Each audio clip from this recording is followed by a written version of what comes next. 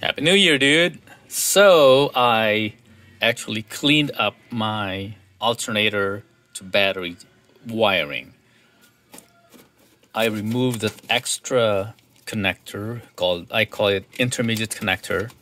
Here, there was a big connector here. I removed that. I wired all the necessary wires directly to the connector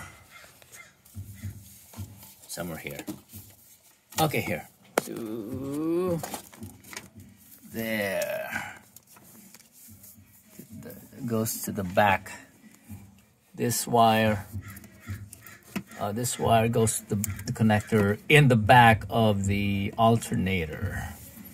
Then I have a separate B wire. I think it's a gate 6 or 8 here, connecting directly to, okay, here, this is my new B cable connecting directly to the battery through a fusible link wire.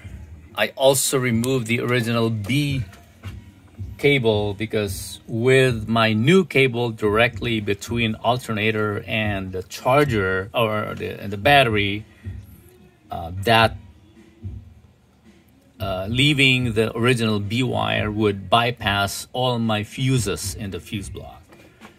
Now, the black ground wire that used to go to the power steering bracket, that was not part of the charging system. Absolutely not a part of the charging system. All it was